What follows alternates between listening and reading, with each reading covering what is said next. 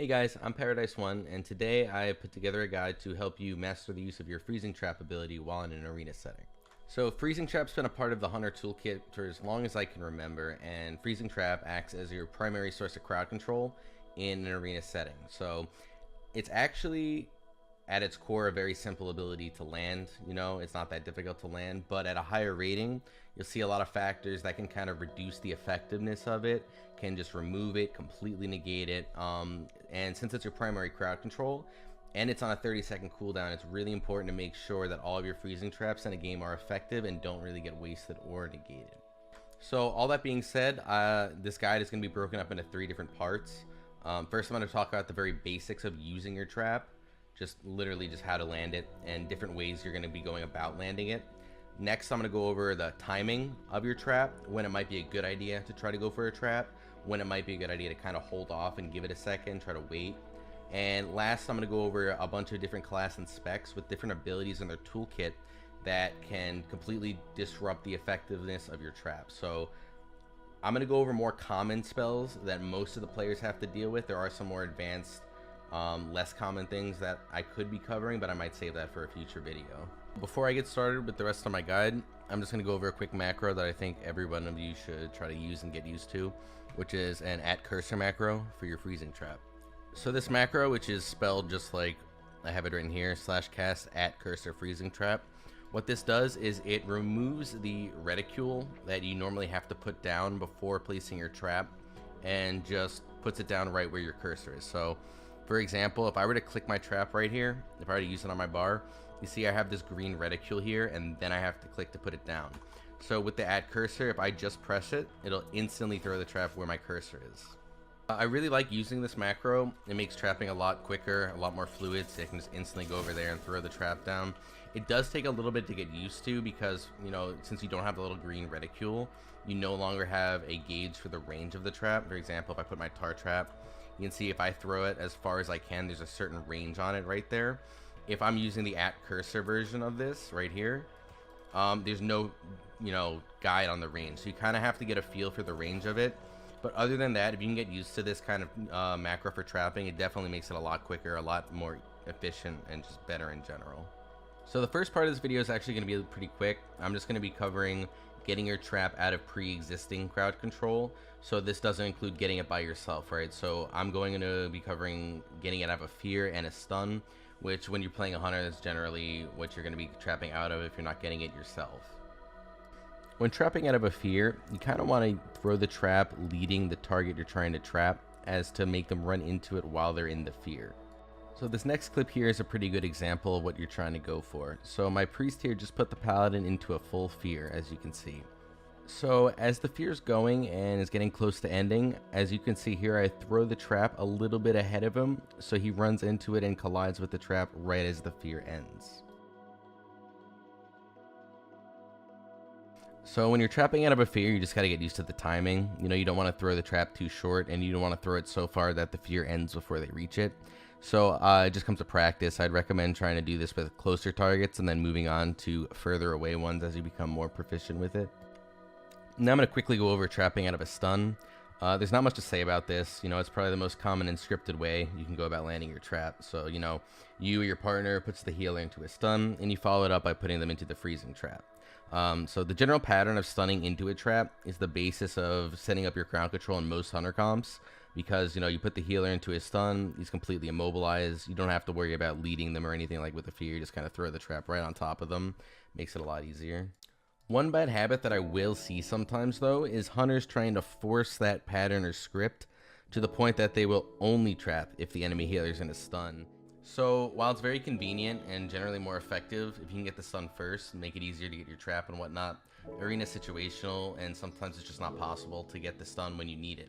So it's not really worth holding that freezing trap for that long if you can get the trap yourself, which is what I'm going to be covering later on in the video, is getting your own traps. Now that I've covered most of the basics, I'm going to go into the next part of the guide, which is just going to be focusing on timing of your trap. When is a good time to use it and to, more importantly, not use it. One of the biggest concerns that I get from people coming into my stream who play hunter is something like, I'm stuck at X rating, I do a lot of damage, and I land all my traps, but we can't kill anything, or something along those lines. And generally, my idea from that is that they're trapping, they are getting all of them, I believe them, but they're not doing it at an optimal time. What do I mean by getting your trap optimally? So if you look at your freezing trap as an ability, it's 8-second crowd control in PvP, but it's a 30-second cooldown, right? So every time you land your freezing trap, you want to make it at the best time possible so you could force the most cooldowns out of it and get the most pressure. And if you're using this at a bad time, it's just, you know, and you get nothing out of it, you're just wasting your most important crowd control on your class. This next clip is a good example of what I would consider to be an unoptimized use of my freezing trap. So right here, I decided to get a trap on the Resto Druid by myself, and I harpoon over to land it. But if you look right before the trap triggers, the Druid preemptively uses Iron Bark on the Hunter. So I'm going to pause this for a second and just kind of go over a few things real quick. So in this situation here, the Druid is still in a freezing trap. The Hunter is at 100% health and has an Iron Bark on him. So the Hunter is our primary target in this comp we're fighting here right now. The issue with me landing that trap is that even though I did land it, the preemptive use of the Iron Bark with him at 100% HP, it pretty much made that trap do nothing, right? So even though he's hitting the full trap, that Hunter is not going to be in any kind of trouble whatsoever. So that clip's an example of, like I said, the most common issue I find with Hunters not being able to kill anything is using their freezing traps into preemptive defensive cooldowns. Like you saw in that clip, that Druid saw that I was coming to get the trap, and as a response preemptively used the Iron Bark, and I fell for it. I trapped into it, and as a result that entire use of the freezing trap was pretty much wasted. Preemptive defensive cooldown usage is something that you want to keep in the back of your mind when you're going for a trap. You just want to know what the other team has available and what they might be getting ready to do.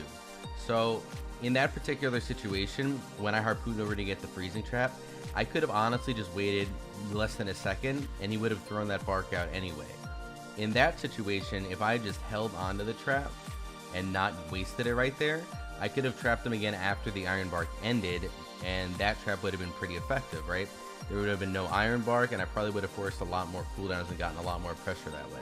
It's also important to remember, though, that Arena is very situational, and there's no 100%, you know, I can't tell you from my desk here the perfect time to use your freezing trap in every single game you're ever going to enter before it even happens. So everything is situational, and in that particular example, right, I would have preferred to have held onto the freezing trap. But depending on some other factors, I might have gone for it. So I'm just going to put up a very, very general guideline, so to speak, on when I would choose to use my trap when a preemptive cooldown is used. Let's assume the healer uses a defensive cooldown right before you trap. So what you want to ask yourself is, have I committed any offensive cooldowns or have a significant amount of pressure going out? So if you have already committed your coordinated assault recently, it's still up, and or you have a good amount of pressure, you know, the target, your enemy is getting low in health, you know, 30-40%, and you're constantly getting that pressure, even if they use a defensive cooldown preemptively, I would still opt to go for a trap at that point. Now, if you ask yourself that same question and the answer is no, you haven't used your offensive cooldown, or you don't have it available, and or you don't have any pressure, and they preemptively use, you know, an Iron Bark, Earthen Wall Totem, whatever it may be, at that point I would try to hold your trap, because using it at that point is not going to really, like in that clip, it's not really going to accomplish you anything. In the long run, you're trying to force cooldowns, you're trying to get pressure with your trap, and if you don't have any pressure to start with and have no damage, and you use your biggest crowd control into one of their good defensive cooldowns, it's really just not going to get you anywhere. But before I go and move on to the last part of this video, I want to cover one more thing in regards to holding your trap, and that's what to do when the entire enemy team is just standing on their healer and just trying to eat the trap that you're trying to throw at the healer. Anyone who's played Arena as a Hunter has experienced the frustration of getting ready to get your trap. It's a really good time, you want to get it, and then just the entire enemy team is just standing on top of the healer trying to block you from getting your trap. So how I would go about dealing with this is, technically you could, if they're not stacking very well, kind of sneak a trap in and get a little angle on them. But generally, if you're not confident that you'll be able to get the trap off, I would recommend just holding on to it. It's generally better, from my experience, to play safe. I'm sure sometimes getting that high risk trap would win you the game, but often missing that trap could also lose you the game. And just waiting a few seconds, you know, eventually they will unstack and you'll get another opportunity to get the trap off for free. Now I'm going to move on to the last part of this guide, which is covering the different spells that certain classes have that will disrupt the use of your trap. Now, when I say disrupt, I don't mean like hard crowd control, like, you know, you're going for a trap and then you get stunned or polymorphed. All the spells I'm going to go over, the spells and abilities, assume you have complete control of your character, and they're just external things that you have to watch out for, or they can, like I said, disrupt you effectively landing or using your trap. Before I get started on the last part of this video, I would recommend going and downloading the Omnibar add-on. What this add-on does is it allows you to track the cooldowns of enemy spells. You can customize it and kind of go through every single class and check off whatever spells you wanted to track, and it'll show up on your, wherever you want to put it on your screen. It'll show when it's used and the remaining cooldown on it, so you know when the spell is going to be available again. I'd recommend getting this add-on and then putting all the spells that I talk about in the last part of this video as being tracked, so you know when they're going to be up, you know what to look for. It'll help you get a better awareness for the different things you want to look for when you're trying to get a trap. The first spell I'm going to cover is for Discipline Priest, and the spell is Premonition. Premonition is a PvP talent only available to Disc Priests that heals themselves and nearby targets, reapplies atonement to themselves, but more importantly, deals a little bit of shadow damage to themselves after a small delay. The importance of this is if the Disc Priest uses their Premonition ability just before you throw out your freezing trap, the delayed damage done will break the freezing trap, and you know, your entire setup is now ruined. There's a few ways to play around this. The most common way is to literally just wait for the priest to use the Premonition first. It's kind of a mind game. You kind of just stand on them and literally just wait. And once you see the Premonition is used and the damage is done, you're safe to throw your trap. Remember that the damage done by Premonition is slightly delayed. It's about 2 seconds after the use of the ability. So you can also look for the animation, as I pointed out here, the little purple explosion over their head. Once you see that, then you're pretty much in the clear to get your trap down. Now I have the Leap of Faith ability as when used by a Shadow Priest. So this is a 1.5 minute cooldown that allows the priest to pull one of their allies directly on top of them. If you are fighting a Shadow Priest and they have the Leap of Faith ability available, you don't want to blindly throw a trap onto a healer, even if they are in a stun, as the Shadow Priest could use that ability to just pull them out of the range of the trap.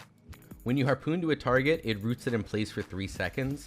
So if you harpoon to the target you're trying to get the trap on, if the priest does use the Leap of Faith, it'll be just completely immune because the target they're trying to pull is rooted in place. You always want to be mindful of the cooldown of Leap of Faith, just so you know when you need to get the harpoon to get the trap and when you can just throw it from range and not have to worry about that. The other Shadow Priest spell to look out for is Mass Dispel.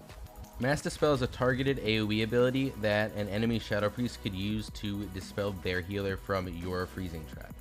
When you're fighting a Shadow Priest that you see has Mass Dispel available, what you want to do is always have some kind of a cover set up to make sure it doesn't get off. Always make sure that your partner or yourself or anybody is ready to stop it so that they don't just instantly remove your trap. Next, I'm going to talk about Grounding Totem, which is available to all specs of Shamans. Grounding Totem summons a little totem on the ground that will negate essentially all spells cast to all allies in range of the totem for the next 3 seconds. Since your freezing trap is a spell, it would be negated as well by this. So what you want to do in order to deal with a Grounding Totem is just like a Premonition. You just harpoon over to the shaman or walk over to him, wait for them to use the Grounding Totem, kill it, and then you can get your trap right after that. Since Grounding Totem's cooldown lines up with that of your freezing traps, you'll probably have to deal with a Grounding Totem every time you try to go for a trap when there's a shaman on the enemy team. Next is the War Banner talent usable by Arms Warrior. This ability increases the warrior's allies' movement speed, but more importantly reduces the duration of crowd control effects on them by 50%. Therefore, if you throw a trap down while a War Banner is active, the trap will be essentially cut in half. You kind of deal with this the same way you might deal with a Grounding Totem. You know, you don't want to get your trap bannered and cut in half. So if you see it up before you go for a trap, you can just walk over and kill it. And if they use it right before you get your trap, you might want to consider holding onto it to kill it first. Demon Hunters have the spell Reverse Magic that you need to be aware of. Reverse magic allows a demon hunter to dispel all of their allies within 10 yards of all magical effects and revert them back to the original caster. Since your freezing trap is a magical effect, this would essentially just remove your freezing trap from the enemy healer. The best way to deal with this is to control the demon hunter and separate them from the healer before you go for the trap. In this example clip, we decided to root the demon hunter out of range of the shaman before I go to get the trap. This way, the demon hunter won't be in range to use the reverse magic, and the only way you'd be able to get it off would be to use his trinket on the root. So this strategy is meant more to delay the demon hunter from using his reverse magic. Inevitably, they're probably going to get one off in a game, whether they decide to trinket the root that we're using to get it, or they start standing closer to the healer as they find the traps coming up soon. And that's okay, it's not the end of the world. You know, the whole point is to try to get as much out of your freezing traps as possible and to delay as many of the reverse magics as you can. Next, we have the Transcendence transfer ability as when used by Mistweaver monks. A Mistweaver's Transcendence ability lets them set up a port, kind of like a Warlock's demonic port, where wherever they are, if they're in range of it, they can use the Transcendence transfer and teleport back to where they set it up. This is an important cooldown to track, just because when you're going to trap a Mistweaver by yourself and they're not in crowd control, they could just easily use their Transcendence transfer and port right away from where you're throwing your trap. So it's really important to be mindful of when this ability is up and when you're able to throw a trap and when you have to kind of bait this cooldown out of the way. The final ability I'm going to cover is for Holy Paladins, and that's their Blessing of Sacrifice. This is usually paired with the Ultimate Sacrifice Honor talent, and what it does is puts the spell onto a friendly party member, and all of the damage that that party member takes is transferred to the Holy Paladin in the form of a damage over time. So what this means for you getting your trap is if you throw the trap on the Paladin and he preemptively uses Blessing of Sacrifice, you're not only getting your trap's usage removed, it just completely breaks the trap in general, and you can't really get anything out of it at this point. You can kind of deal with this like a lot of the other abilities I've talked about so far. You kind of just harpoon over to the Paladin and stand on him and try to bait him into using his Blessing of Sacrifice. That being said, I wouldn't waste too much time trying to wait for it. If at some point he's just not using it, it's probably worth just getting the trap, and if he uses it, just getting it out of the way. Alright, well, I think I covered everything I wanted to cover in this guide. There are a few abilities that I could have put into the last section that I decided not to, either because they're a bit more uncommon used abilities or they're for classes that aren't very prominent right now. That being said, if they do become more prominent, either of those things, I'll definitely make an updated guide in the future covering that. So this is still one of my first videos I've made, so hopefully I was helpful. That being said, if you have any feedback or comments or anything you think I could do to improve this video, if you have any ideas for other videos you'd like to see, please feel free to leave that in the comments below. I also stream a lot. I've been streaming a lot more recently. I'll leave a link to that in my description and in the end of this video as well. So until next time, thank you for watching and have a great day.